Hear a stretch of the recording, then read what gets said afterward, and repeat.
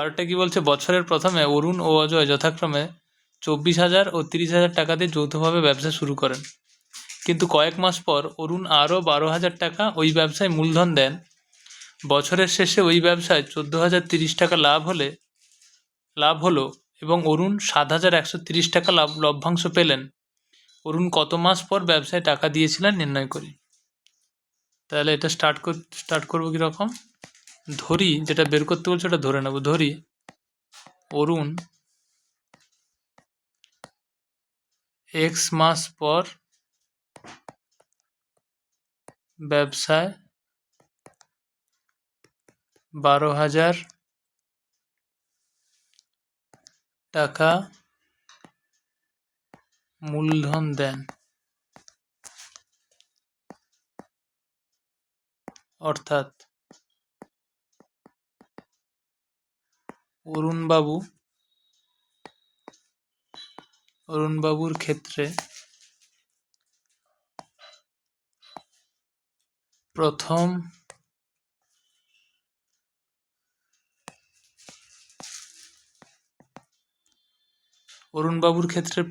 x মাস 24,000 টাকা ব্যবসায় নিয়োজিত ছিল। 24,000 টাকা ব্যবসায় নিয়োজিত ছিল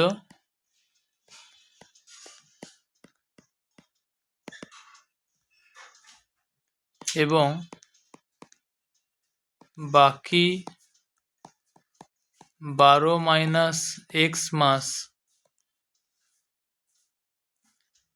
ব্যবসায় নিয়োজিত ছিল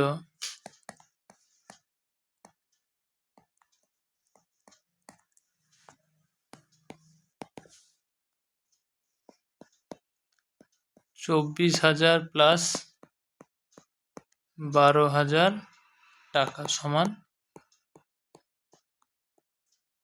36,000 টাকা। অতএব অরুণবাবুর 1 মাসের হিসেবে মোট মূলধন সমান কত হবে না, 24,000 into x plus 12 - x into 36,000, এত টাকা। তাহলে এটা কত হচ্ছে মোট, এটাকে যদি ভেঙে দিই 24,000 x plus 12 into 36,000 minus 36,000 x, মানে এটা হচ্ছে 4,32,000 যোগ করলে, মানে 12 আর 36 গুণ করলে 432 আর 3টে শূন্য, তাহলে 4,32,000 মাইনাস 12,000 x টাকা সমান, এখানে যদি 12,000 কমন নিয়ে নিই তাহলে দেখো এটা 36 মাইনাস x টাকা। আচ্ছা, আবার অজয়বাবু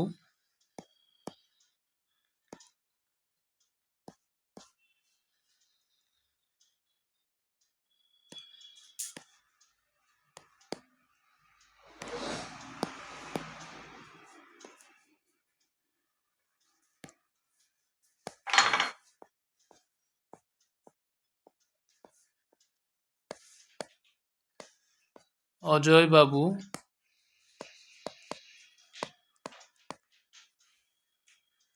3,000 টাকা সম্পূর্ণ,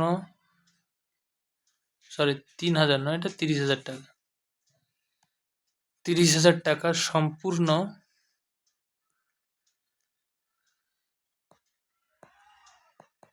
12 মাস ব্যবসায় নিয়োজিত ছিল।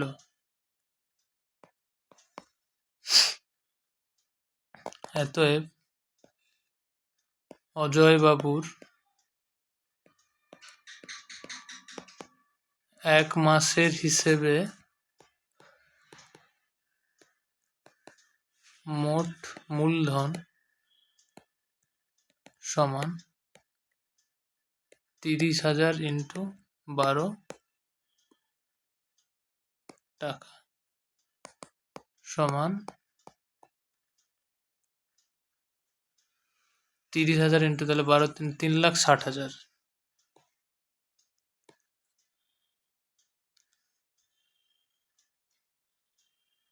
তাহলে এখন অজয়বাবু ও অরুণবাবু, এখন অজয় বাবু ও অরুণবাবু, সরি আগে অরুণবাবু, এখন অরুণবাবু ও অজয়বাবুর মূলধনের অনুপাত সমান 12,000 into 36 minus X is to 36,000, sorry 3,60,000। তাহলে দেখো 12,000 দিয়ে যদি কাটি তাহলে এদিকে 36 মাইনাস এক্স থাকবে, এটা এখানে 12 3 36 আর একটা 0 30। এবারে বলছে বছরের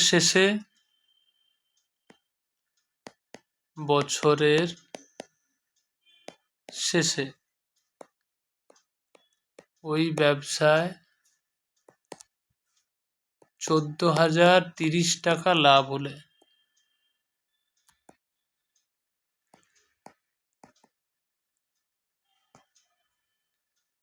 লাভ হলো এবং অরুণবাবু 7,130 টাকা লভ্যাংশ পেলেন। তাহলে শর্তানুসারে কি লিখতে পারি? দেখো অরুণবাবুর 14,030 টাকার মধ্যে লাভ কত ছিল? বছরের শেষে যদি 14,030 টাকা লাভ হয়, বছরের শেষে কত লাভ হয়েছে? 14,030 টাকা, তাই তো? তার মধ্যে অরুণবাবু 7,130 টাকা পেয়েছে। তাহলে 14,030 টাকা কোন অনুপাতে ভাগ হবে?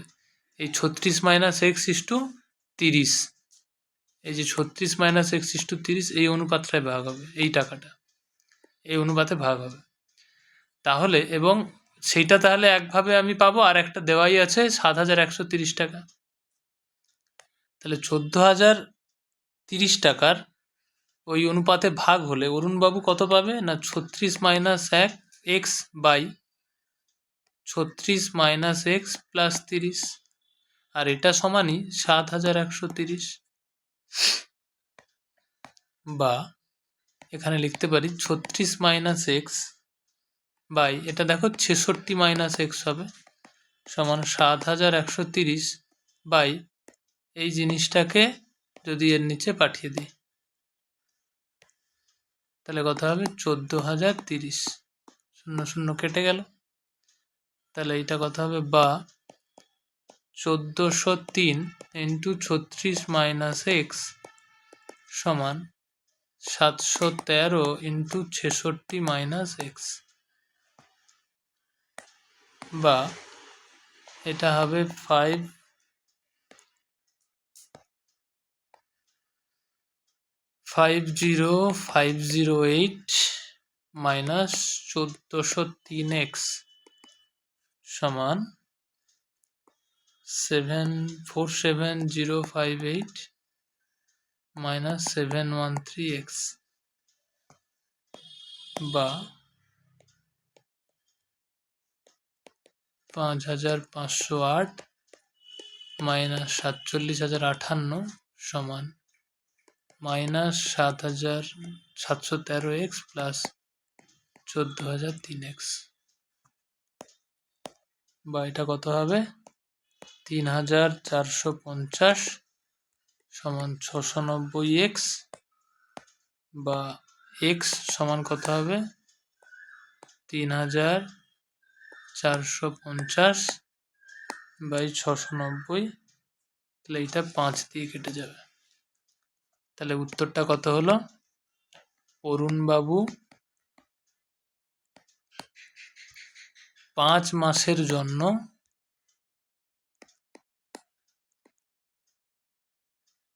তার টাকা, এখানে কোশ্চেনটা কি বলেছে, কত মাস পরে টাকা ব্যবসায় দিয়েছিলেন, মানে এটা এরকম লিখতে পারি ৫ মাস পর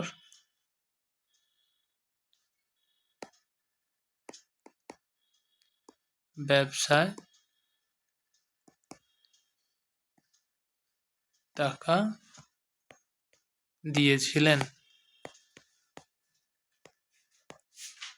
১৩টা কি বলছে, কুমারটুলির ৩ জন মৃৎশিল্পী একটি সমবায় ব্যাংক থেকে যৌথভাবে ১ লক্ষ টাকা ধার করে মৃৎশিল্পের একটি কারখানা স্থাপন করেন।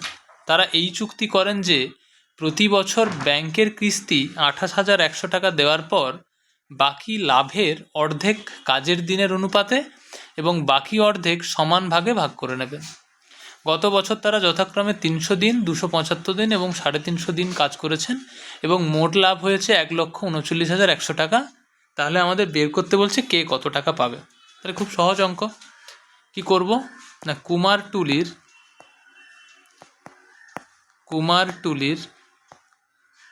৩ জন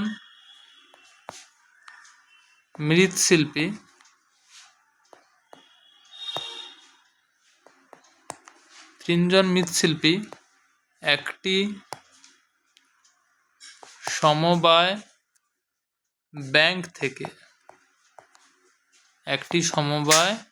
ব্যাংক থেকে যৌথভাবে ১ লক্ষ টাকা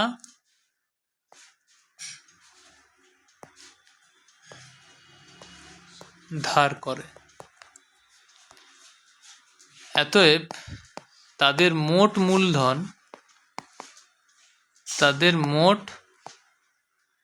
মূলধন ১ লক্ষ টাকা। গত বছর তারা যথাক্রমে ৩০০ দিন, ২৭৫ দিন ও ৩৫০ দিন কাজ করেছে। ৩৫০ দিন কাজ করেছেন। অতএব তাদের কাজের দিনের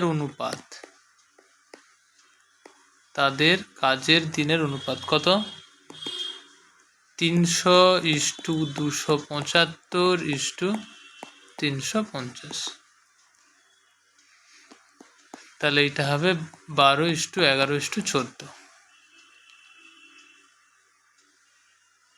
এবারে কি বলেছে, বছরের শেষে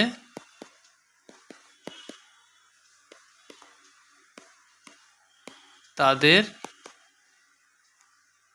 মোট লাভ হয়েছে কত, ১,৩৯,১০০ টাকা। তারা ব্যাংকের কিস্তি শোধ করেছেন কত টাকা, ২৮,১০০ টাকা। অতএব কিস্তি শোধ করার পরে লাভের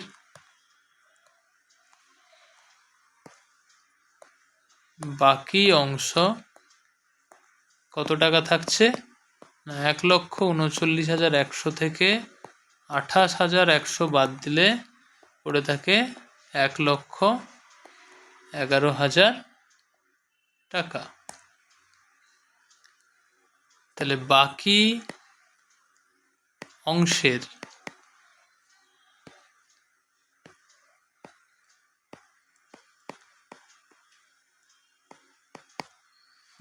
অংশের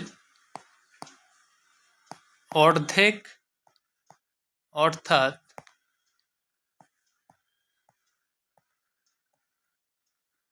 1,11,000 বাই 2 মানে 5,5,5,0,0 টাকা কাজের দিনের অনুপাতে ভাগ করে। কাজের দিনের অনুপাতে ভাগ করেন। অতএব প্রথম শিল্পী পাবে কত টাকা 5,5,5,0,0 ইন্টু 12/12 প্লাস 11 প্লাস 14, তাহলে 5,5,5,0,0 ইন্টু 12/37, তাহলে কাটলে এটা হচ্ছে 1500 ইন্টু 12, তাহলে 18,000 টাকা। তাহলে দ্বিতীয় শিল্পী কত পাবে?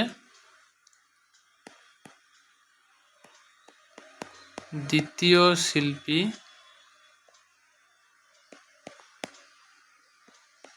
পাবে সমান 5,5,5,0,0 ইন্টু 14/37 সমান 1500 ইন্টু 14 টাকা সমান 21,000 টাকা। আর তৃতীয় শিল্পী কত পাবে? তৃতীয় শিল্পী পাবে সমান 14 ইউনিট, এটা দ্বিতীয় শিল্পী পাচ্ছিল, তৃতীয় শিল্পী পাচ্ছিল, এটা তৃতীয় শিল্পী হবে, এটা তৃতীয় শিল্পী পেয়েছে। দ্বিতীয় শিল্পীটা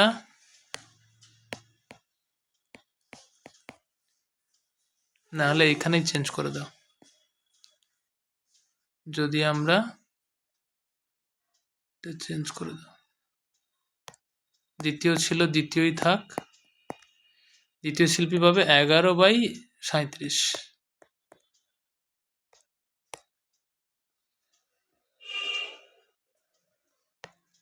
তাহলে 11/37 মানে 15,000 ইন্টু 11 মানে কত হচ্ছে 16,500 টাকা। আর তৃতীয় শিল্পী কত পাবে?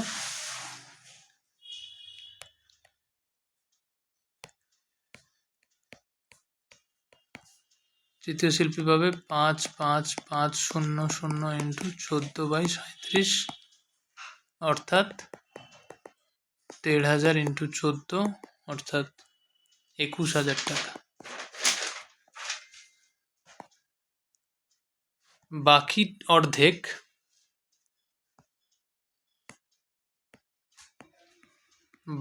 অর্ধেক অর্থাৎ বাকি 55,500 টাকা নিজেদের মধ্যে সমান ভাগে ভাগ করে নেবে, সমান ভাগে ভাগ করে নেন। অর্থাৎ প্রত্যেকে পাবে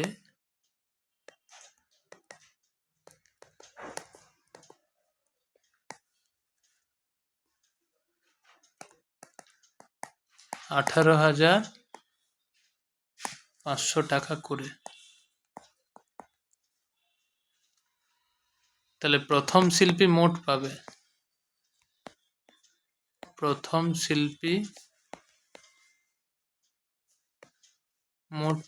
কত টাকা?